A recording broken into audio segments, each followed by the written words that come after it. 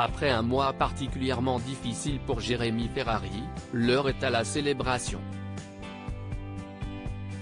En effet, ce 7 juillet représente pour lui une date très symbolique pour sa vie personnelle. Jérémy Ferrari vient de traverser une période extrêmement compliquée sur le plan émotionnel. Il y a un mois de cela, l'humoriste qui s'est fait connaître dans l'émission On ne demande qu'à en rire a vécu un épisode traumatisant. Guillaume Bas, celui qu'il considérait comme son petit frère, a été retrouvé sans vie le 2 juin à son domicile. Âgé de seulement 36 ans, l'humoriste souffrait de la maladie des os de verre et serait probablement décédé dans son sommeil. Une terrible épreuve pour Jérémy Ferrari puisque CIST lui-même, inquiet de ne pas recevoir de nouvelles de son ami, qu'il aurait découvert sans vie. Guillaume devait donner une conférence de presse hier, jeudi 1er juin, note de la rédaction, à 19h30, il ne s'est pas présenté et ne répondait pas à nos appels, a raconté le comédien. Je me suis rendu chez lui et je l'ai trouvé décédé dans son lit probablement dans son sommeil, mais cela reste à confirmer par les médecins, a-t-il expliqué encore. 7 ans de sobriété en dépit de la douleur, Jérémy Ferrari tente tant bien que mal de remonter la pente.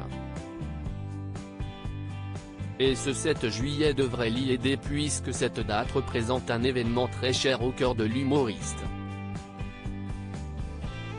Et CIST sur Twitter que le showman a choisi de célébrer ce moment avec un message subtil et plein d'humour. Sur une image toute simple, on peut lire « Vous êtes sobre avec la mention 7 ans ». Ce n'est un secret pour personne, Jérémy Ferrari a été alcoolique pendant de nombreuses années. Dans une vidéo accordée sur Combini, l'acteur s'était confié sur sa dépendance particulièrement sévère. « Je pense que j'ai toujours été alcoolique », confie-t-il sans tabou.